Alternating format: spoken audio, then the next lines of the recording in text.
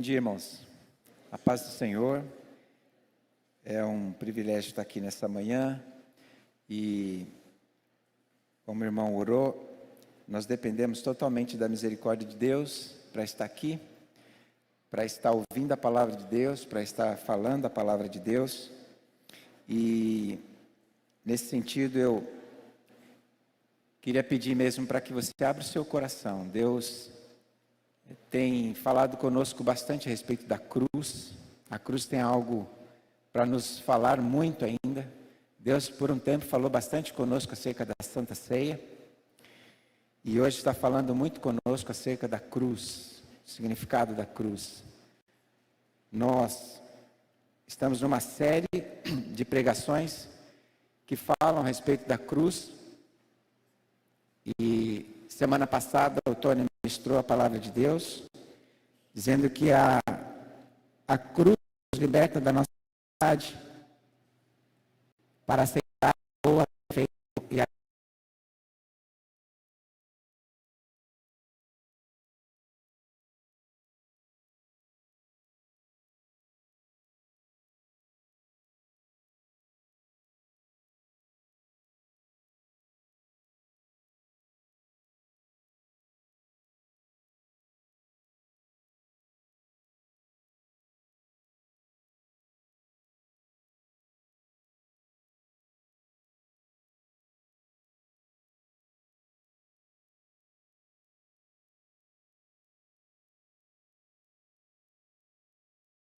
respeito da cruz. Obrigado. E ainda vamos falar a respeito da cruz, sobre os dois lados da cruz. Isso é um tema que está no livro do irmão Bob Sorge. Então, nós compilamos praticamente 100% dessa mensagem, está focada nos capítulos 10 e 11 do livro do irmão Bob Sorge, A Cruz.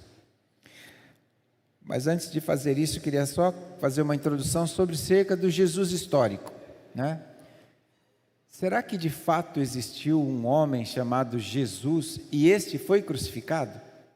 Porque se isso não é um fato historicamente comprovado, então a gente está falando de alguém que foi crucificado, mas que não foi confirmadamente por fontes cristãs e não cristãs de que existiu esse homem que ele foi crucificado. Percebe a importância de saber sobre o Jesus histórico? O Jesus histórico existiu.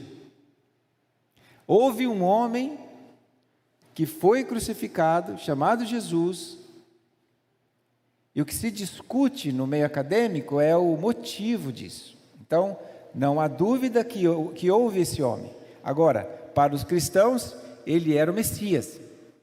Para os não cristãos, ele era apenas um homem condenado à cruz por ter uma ideologia moral e que foi anunciada e que foi um incômodo para o clero, a instituição religiosa, o sinédrio da época, e que o condenou à morte. Então, queria só ler um texto para vocês nessa introdução sobre a veracidade desse fato histórico da crucificação de Jesus, que a cruz de Jesus é um fato histórico, amém? Os estudiosos modernos consideram o batismo de Jesus e a sua crucificação como sendo dois fatos historicamente certos sobre ele. James Dunn afirma que estes dois fatos na vida de Jesus detêm hoje uma concordância quase universal e figuram bem alto na escala do quase impossível duvidar ou negar dos fatos históricos, que eles são geralmente os pontos de partida para o estudo do Jesus histórico. Bart Ehrman afirma que a crucificação por ordem de Pilatos é o elemento mais certo que sabemos sobre ele. John Dominic Crossan afirma que a crucificação de Jesus é tão certa quanto um fato histórico pode ser. Ed e Boyd afirmam que está atualmente firmemente estabelecido que existe uma confirmação por fontes não cristãs sobre a crucificação de Jesus. Craig Bomberg afirma que a maioria dos acadêmicos, na terceira busca pelo Jesus histórico, consideram a crucificação indisputável. Ainda que os estudiosos concordem na historicidade da crucificação, eles discordam sobre as razões e sobre o contexto em que ela insere. Por exemplo, E.P. Sander e Paula Fredriksen defendem a historicidade da cruz, mas argumentam que ele não a teria previsto e que a sua profecia sobre sua morte é uma história cristã. Christopher M.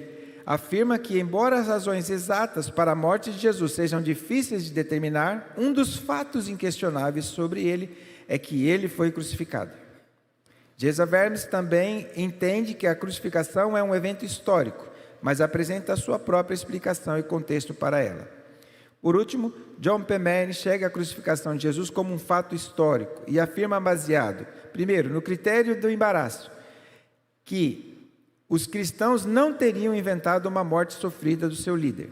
Meyer afirma ainda que diversos outros critérios, como o da múltipla atestação, ou seja, a confirmação por mais de uma fonte, e o critério da coerência, o evento se encaixa corretamente em outros eventos históricos, e o critério da rejeição, o evento não foi contestado por fontes antigas, ajudam a estabelecer a crucificação de Jesus como um evento histórico. Amém? Então, a nossa fé, ela tem uma base histórica. Amém? Nós cremos no Jesus crucificado. Amém? Na semana passada, eu li um texto sobre o livro da cruz, do autor Bob Sorge, intitulado O Centro do Coração de Deus. Então, vocês lembram disso, logo na introdução do culto? Então, eu li que a cruz é o evento mais memorável de Deus. Ele tem convicções mais intensas e opiniões mais fortes sobre o Calvário do que sobre qualquer outro tópico. Venha até a cruz e você vai encontrar as paixões mais intensas de Deus. A cruz é o nosso centro, porque é o centro dele, de Deus. A palavra cruz, cross em inglês, ela vem do latim. E ela significa o cerne da questão. Já ouviram uma frase, o X da questão? O X, o X, o crux. O X da questão, o ponto central, a questão é definida assim. O X da questão. Então, a cruz de Cristo é sempre o ponto central da nossa fé. Amém? Ela é a nossa referência. Ela é o X de todas as nossas questões. Amém?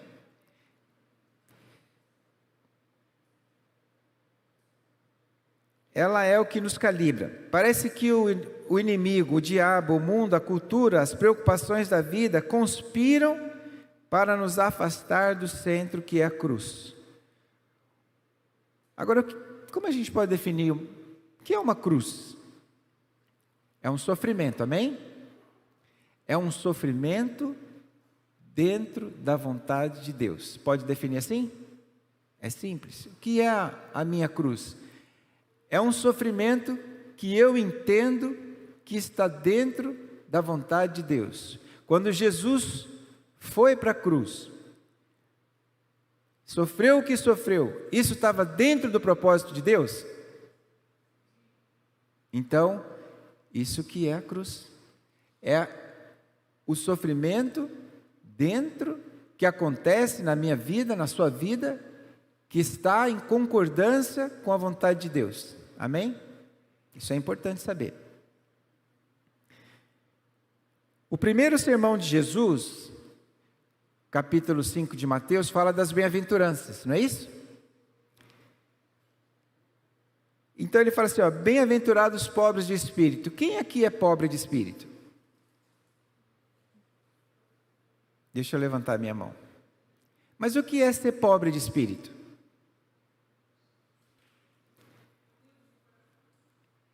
É alguém que se reconhece incapacitado. Isso que é o pobre de espírito. Eu me reconheço incapacitado para as coisas espirituais, para as coisas de Deus. E também para muitas outras coisas. Então, o meu espírito não é capacitado para fazer aquela tarefa, para passar por determinadas coisas. E Todos nós somos pobres de espírito, porque senão Jesus não precisaria ter morrido. Amém? Mas sobre essas bem-aventuranças, o que ele estava dizendo era colocando a cruz no centro dessa mensagem, porque ele morreu empobrecido, ele entregou tudo, mas agora ele possui tudo. Agora ele possui tudo. Depois que ele passa pela cruz, ele diz: é-me dado todo o poder no céu e na terra. Quando ele disse: bem-aventurados que choram, segundo Isaías, capítulo 53, Jesus era um homem de dores, que suportou os nossos sofrimentos e carregou as nossas dores. Bem-aventurados que choram.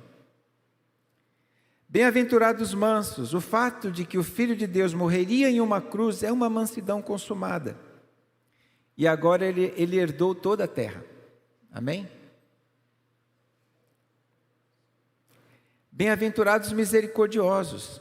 Ao morrer em nosso lugar, Jesus foi extravagantemente misericordioso com cada um de nós. Amém? Bem-aventurados puros de coração.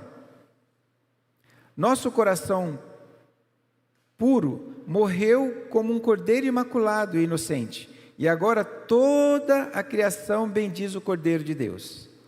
Bem-aventurados pacificadores. Jesus é o grande pacificador. Ele se tornou a nossa paz. Romanos 5, temos paz com Deus por meio de nosso Senhor Jesus Cristo. Amém?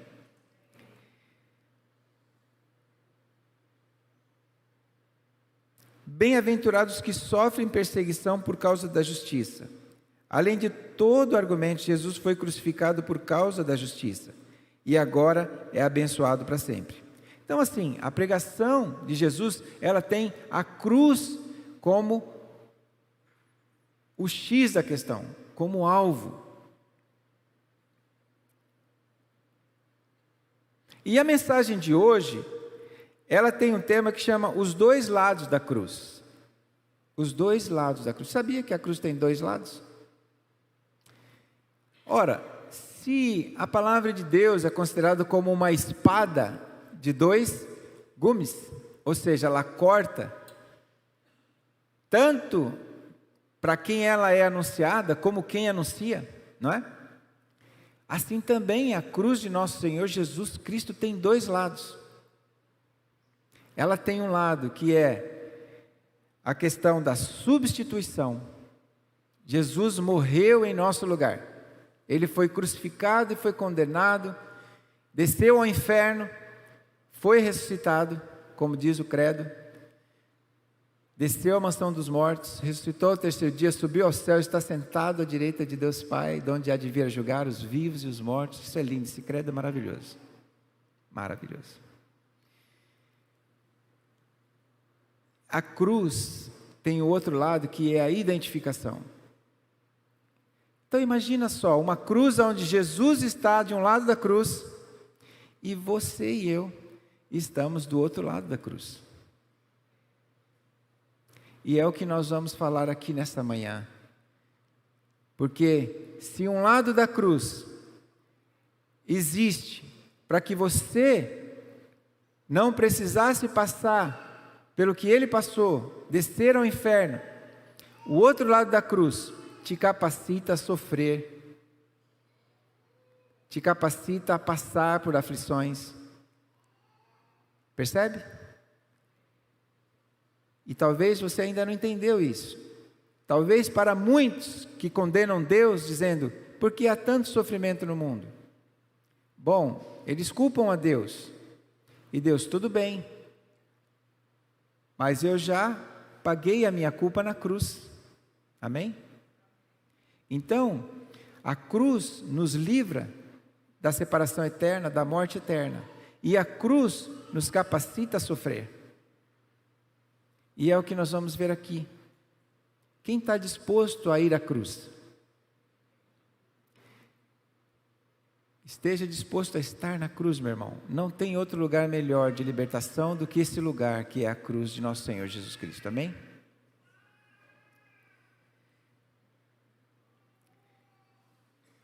E parece contraditório, né? Poxa, mas por quê? Se a cruz me liberta do sofrimento, por que eu tenho que sofrer? Parece meio contraditório, né?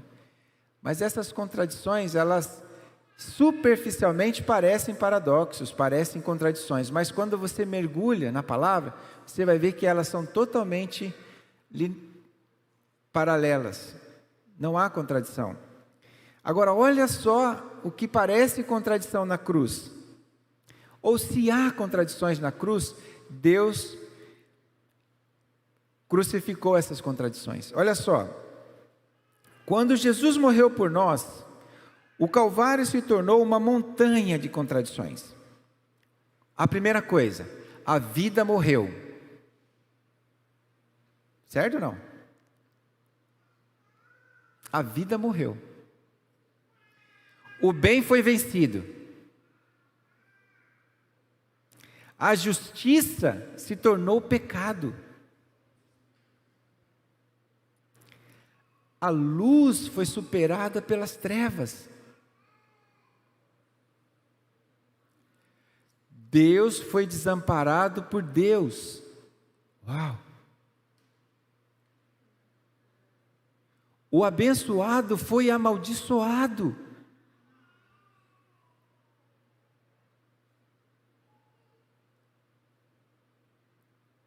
Nós que estávamos mortos, passamos a viver.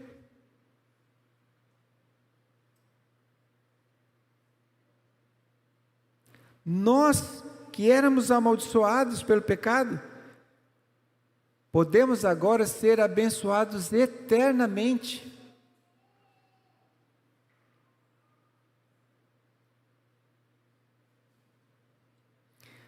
A obra substitutiva de Cristo merece nossas maiores orações de louvor e nossa maior gratidão. Vocês concordam? Amém? Então percebe que a cruz, ela reúne os propósitos de Deus, ela reúne esse aspecto substitutivo, ela destrói as contradições. Alguns aspectos da obra substitutiva, vamos olhar primeiro pelo lado da obra substitutiva. Ele suportou a maldição da lei por nós. Então, a lei de Moisés, a Torá, dada por Deus a Moisés, o autor dos 5 livros, os primeiros 5 livros da Bíblia. Cristo nos resgatou da maldição da lei. Lembra lá em Deuteronômio, quando eles vão entrar na Terra Prometida antes, né? Deuteronômio, o último dos 5 livros, e ele reza a bênção e a maldição. Maldito serás, abençoado serás, né? Cristo nos resgatou da maldição da lei, porque é impossível cumprir a lei. Vamos pensar, para quem estudou aqui vai lembrar disso com facilidade. Estou lembrando disso agora. O triângulo, lembra do triângulo, retângulo? Lembra? Vamos pensar assim, um triângulo. Isso aqui é um ângulo, né? Aquele ângulo aqui e tal. Você variando esse ângulo, você aumenta ou diminui o tamanho, né, da abertura. Então você pode diminuir o ângulo 0 e aí você vai aumentando 90 graus, beleza. Esse ângulo aqui é a origem, a fonte. Se você se desviar 1 grau, em escala astronômica, quando você desvia 1 grau, lembra que essa pontinha aqui, isso aqui seria o tamanho do vetor, vamos dizer assim, né, da minha mão. Então você percebe que essa abertura é pequenininha, o desvio é pequenininho. Mas à medida que isso vai avançando para lá, você percebe que essa abertura que está aqui, só esse pedacinho aqui, ela vai aumentando? Então, se aqui no princípio, na origem, você desvia 1 grau, em escala astronômica, quanto você acha que vai ser a abertura? Infinito, muito grande. O desvio de 1 grau. É matemática, não estou inventando. Se desviar 1 grau da fé, o que você acha que vai acontecer? É impossível, não dá. Você errou o alvo. No final, na escala astronômica, e a lei veio de Deus, do céu, a gente está falando de uma escala astronômica, Se você se desviar 1 grau da lei, você já perdeu o alvo. Percebe? Então é impossível cumprir, simplesmente impossível cumprir a lei. Então, quando Deus estabeleceu a lei, você vai viver por ela, por essa lei, se você cumprir essa lei. Se você não cumprir, você morrerá. Bom, ninguém consegue cumprir a lei, esse é o fato. Então, um dos aspectos da cruz é substituir o quê? É nos livrar do quê? Da maldição da lei, da culpa por errar o alvo. Outro aspecto, ele carregou as nossas dores e as tristezas. Então, em Isaías 53, diz que ele tomou sobre si as nossas enfermidades, as nossas dores, levou sobre si. E nós o reputamos por aflito, ferido de Deus e oprimido. A gente nem entendeu, né? Que ele estava ali sofrendo na cruz por causa dos nossos pecados. Então imagina que Deus tivesse uma ira reprimida contra o pecado. O que aconteceu na cruz foi que Deus disparou a sua ira reprimida sobre Jesus. E ele disparou de tal forma que não sobrou munição. Nenhuma condenação há para os que estão em Cristo Jesus. Por quê? Porque toda a ira de Deus foi despejada sobre Jesus. Amém? Ele foi açoitado para a nossa cura,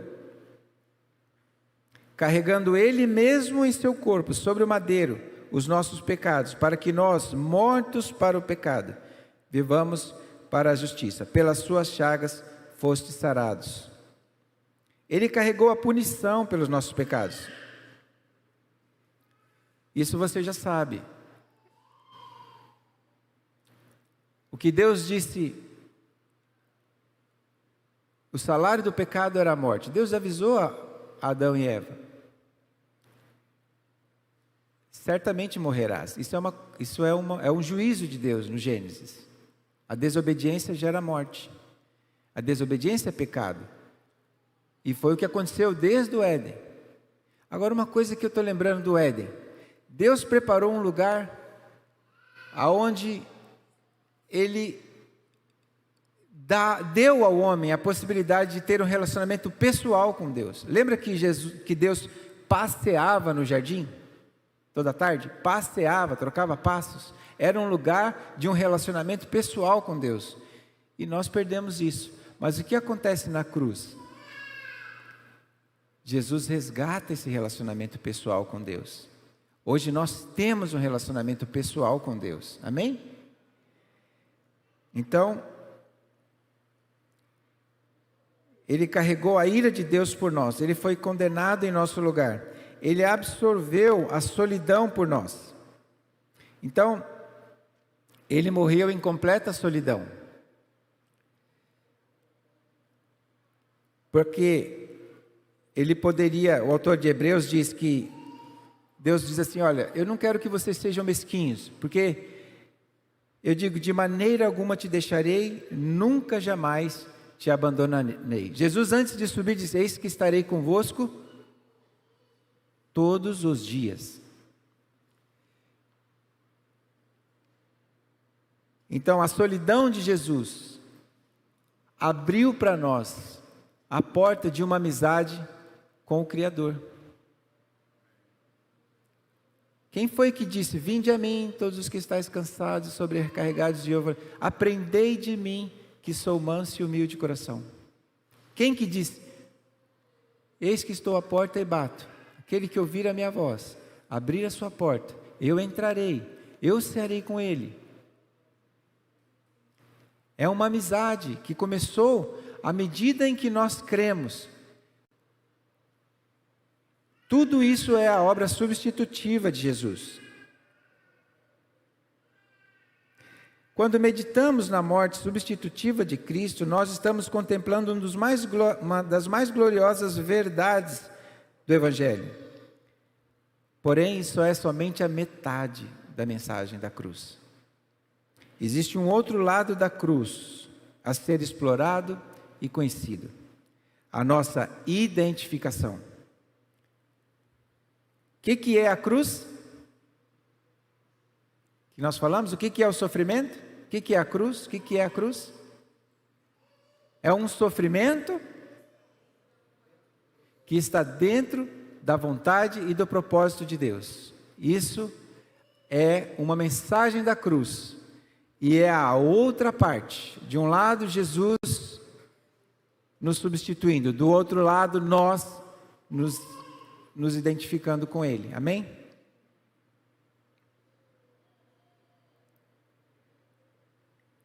Gálatas 2,19. Estou crucificado com Cristo. A vida que agora vivo, vivo-a na fé do Filho de Deus que me amou, se entregou por mim. Quem está crucificado com Cristo?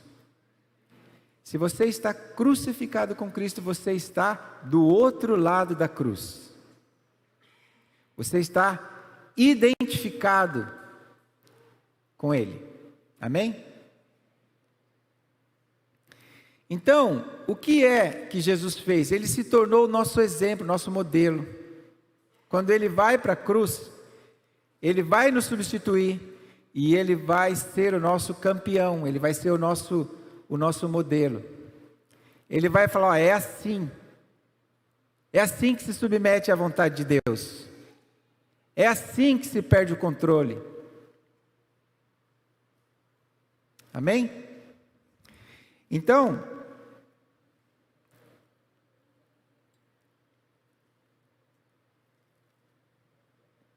vamos lá.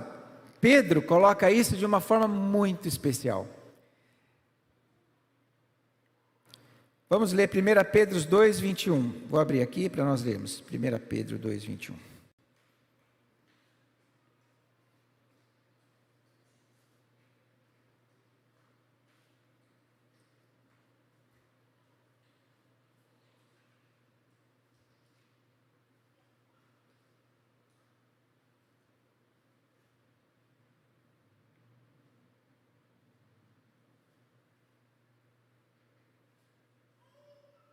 Olha só o 2 Pedro 2,21. Porque para isso mesmo, eu estou falando do 1 Pedro 2,21, tá? 1 Pedro 2,21. Porque para isso mesmo vocês foram chamados. Pois também Cristo sofreu no lugar de vocês, deixando exemplo para que vocês sigam os seus passos. Então, olha, Cristo sofreu por nós, mas Ele continua descrevendo a natureza, aquela segunda parte identificacional da cruz, acrescentando o seguinte: deixando-vos exemplo para seguirdes os seus passos. Então nós vemos Pedro dizendo, olha, Ele sofreu, mas Ele deixou o exemplo para vocês seguirem os seus passos. É a parte da identificação. 2 capítulos depois, Pedro reuniu esses dois lados, né? A substituição e a identificação. Em 1 Pedro 4,1. Ora, tendo Cristo sofrido na carne, armai-vos também vós do mesmo pensamento.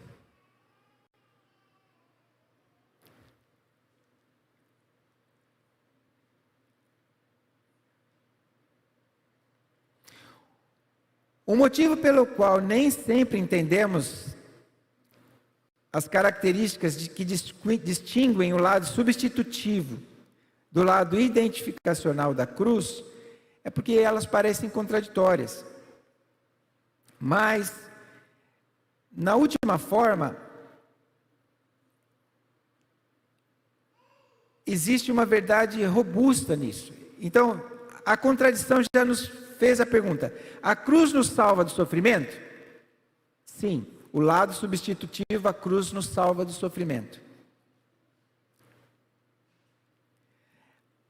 Ela nos conduz ao sofrimento debaixo da vontade de Deus? Sim, o lado identificacional nos conduz a um sofrimento debaixo da vontade de Deus. Então parece contradição? Não, não há. Há uma robusta verdade. O lado substitutivo nos salva do sofrimento e as consequências do pecado. E o lado identificacional nos oferece o privilégio de sofrer com Jesus neste mundo. Tanto a morte quanto a vida ressurreta parecem ser experiências normais na vida do apóstolo Paulo. 2 Coríntios 4:10. Levando sempre no corpo o morrer de Jesus, para que também a sua vida se manifeste em nosso corpo. Então Paulo, todos os dias, tomava a cruz. E o que acontecia? A ressurreição de Jesus Cristo também vinha junto com aquele tomar da cruz. Agora, isso é uma coisa um pouco séria que eu vou dizer agora. Não que não tenha sido sério que eu tenha falado até agora, mas a Bíblia fala sobre inimigos da cruz. E pode ser que a gente tenha agido como inimigos da cruz. Não inimigos da cruz do lado substitutivo. Até aí tudo bem. Mas eu posso me tornar inimigo do lado identificacional. Eu posso simplesmente dizer, não, eu não quero sofrer. Não, eu não vou sofrer. Nem que isso esteja de acordo com a vontade de Deus. Isso é ser o quê? Inimigo da cruz.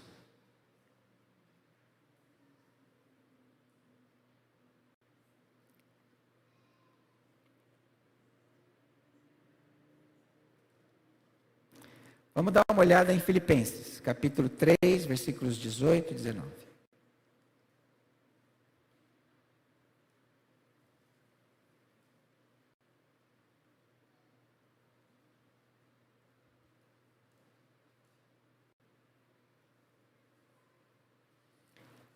Como andam os inimigos da cruz?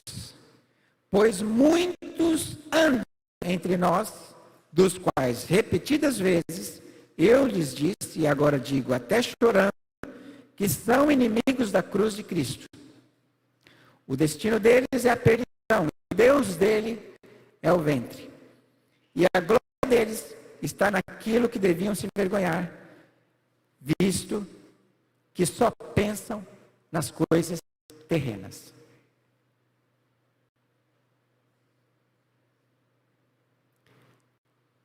Então, eu preciso vigiar, você precisa vigiar, para se tornar.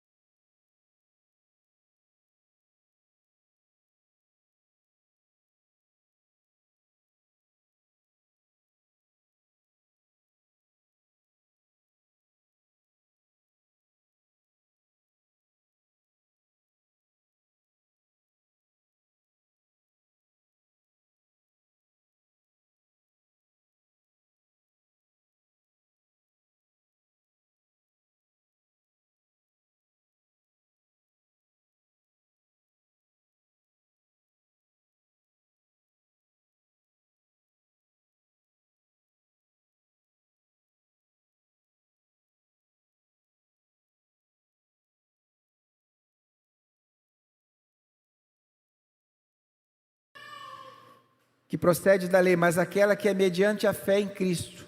A justiça que procede de Deus baseado na fé. Versículo 10. O que eu quero? O que o apóstolo Paulo diz? O que eu quero? O que eu quero é conhecer Cristo e o poder da sua ressurreição. Tornar-me parte no quê? Nos seus sofrimentos. E me tornar como Ele, aonde? Na sua morte, para que de algum modo alcançar a ressurreição dentre os mortos. Percebe? Percebe quando ele diz, estou crucificado com Cristo, não é uma frase de efeito? É uma busca da alma do apóstolo? É tudo o que ele quer, e ele abre mão da condição de fariseu, de estudioso,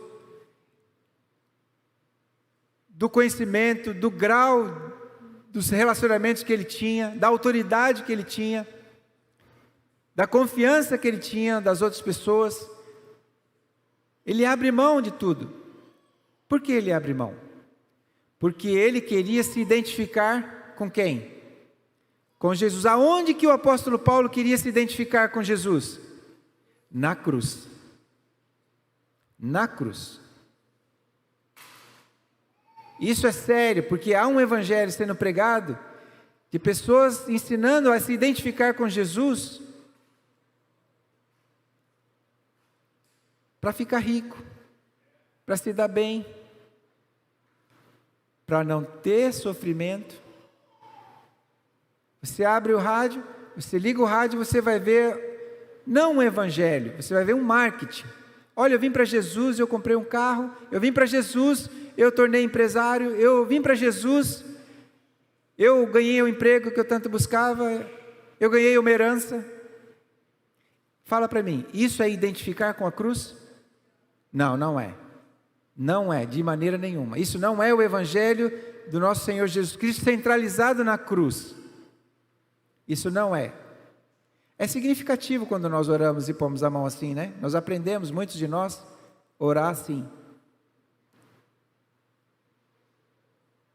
Quem já orou assim? Muitos de nós. Eu estou unido com Jesus. Eu creio no que Ele fez na sua morte substitutiva, mas eu posso sofrer pelo Evangelho. Eu posso abrir mão da minha vontade. E eu peço força a Deus, peço graça a Deus, peço a unção de Deus para viver assim, para fazer assim. Por isso que a gente ora assim, muitos de nós ainda.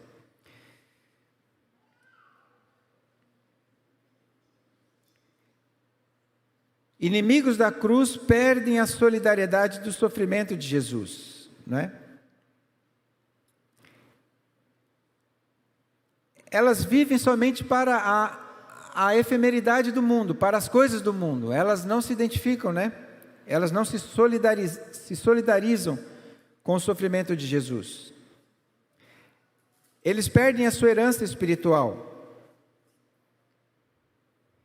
Entretanto, os amigos da cruz estão inclinados a algo diferente. Eles, Gálatas 5:24, crucificaram a carne com as suas paixões e concupiscências. Sim, os amigos da cruz celebram a liberdade que a cruz deu a eles em relação ao pecado, mas eles também se submetem às restrições dos cravos, dos pregos.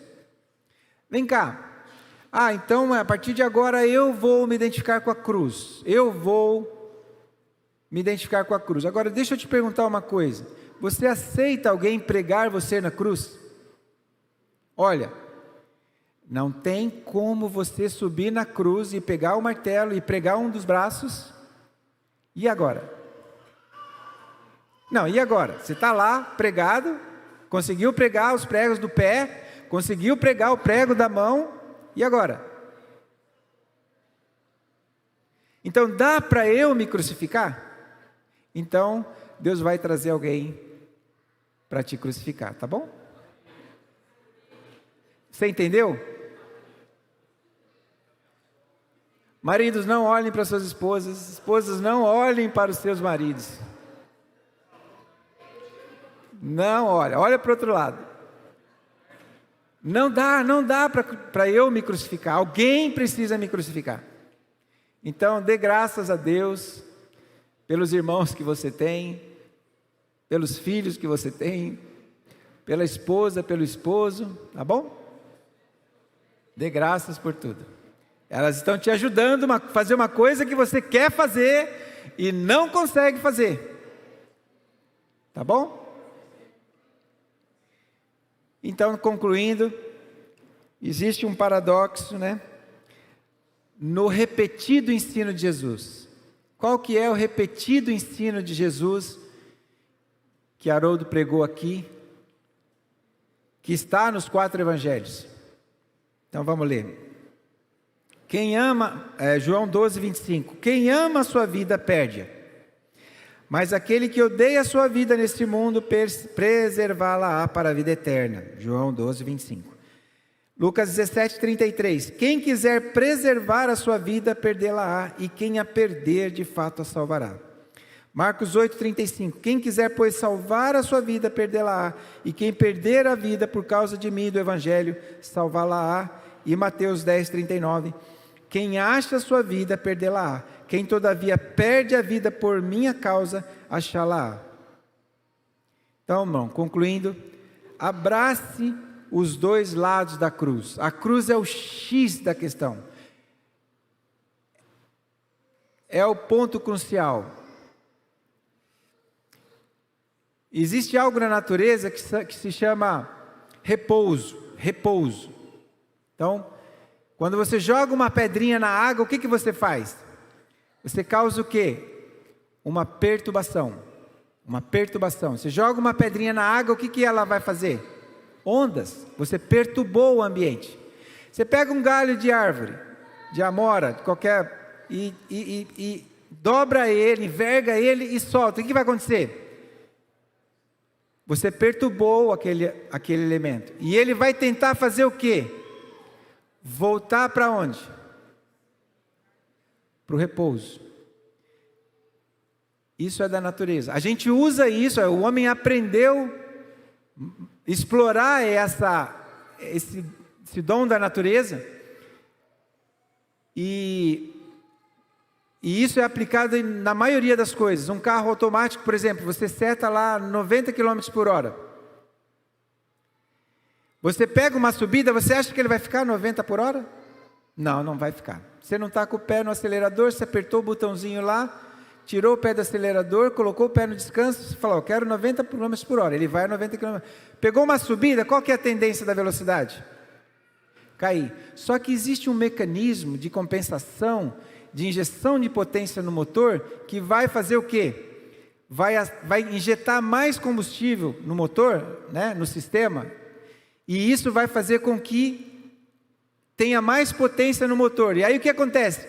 Ele vai passar dos 90, mas aí também tem um outro mecanismo de controle que vai fazer com que a velocidade caia, entendeu? Então, tudo tende ao repouso. O seu cérebro, ele também funciona assim, ele quer o que é mais fácil. Ele quer voltar para o estado de repouso, ele não quer ser perturbado. Então, quando alguém fala para você, saia do convencional, pense fora da caixa, já ouviram isso? Saia da zona de conforto, já ouviram isso? Pois é, porque o seu cérebro, ele trabalha para estar na zona de conforto. É da natureza, isso não está só no seu corpo, é em todos os lugares. Então você precisa fazer um esforço para sair mesmo da zona de conforto. Agora, a carne, ela se sujeita à lei de Deus? Não. Então, para você dizer que você se identifica com a cruz, você vai ter que se vencer. Percebe? Você vai ter que vencer a sua natureza. Você vai ter que abrir mão de fazer coisas que você normalmente não quer fazer. Orar, por exemplo, ler a Bíblia, confessar os seus pecados. Mas saiba que Deus te deu o Espírito Santo. Te deu capacidade. Porque é importante que você se identifique com a cruz.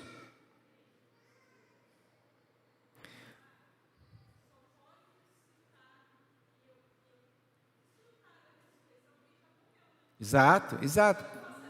Não dá para você, a Ivana está dizendo o seguinte, não dá para você ressuscitar sem morrer, não dá para você receber o benefício da glória. Nós cantamos, o segundo hino que nós cantamos aqui, nós cantamos assim, e eu estava sentado ali atrás, nós cantamos com tanto, ele venceu a morte, ele ressuscitou, entendeu? Então nós cantamos com júbilo, porque a gente sente uma emoção ao cantar isso, porque é de fato algo que mexe com a gente, que mexe com as nossas emoções, porque o Jesus histórico foi de fato crucificado, e para nós os que cremos, isto é o poder de Deus, para a salvação. E nós somos salvos em 3 tempos. Nós fomos justificados, nós estamos sendo salvos e nós seremos eternamente salvos. Então, essa salvação diária depende do poder de Deus, que está onde? No Evangelho, que anuncia o quê? As boas novas de quem? Da cruz, da justificação, da identificação com Jesus e com a substituição de Jesus. Então, você precisa fazer um pouco de esforço. Lembra do paradoxo? Mas eu não preciso me esforçar para ser salvo. Não, por questão de substituição. Ele fez completo. Não há nada que fazer. Mas, para o lado da identificação, se você ficar deitadão na cama, se você ficar na frente da televisão, se você não... Qual que é a sua natureza? Voltar para quem? Para o repouso. Então, você não vai se identificar com Ele. Você não vai usufruir da bênção da ressurreição. Amém? Então você precisa se esforçar. Não há paradoxo. Você pode se esforçar para a salvação. Nesse sentido.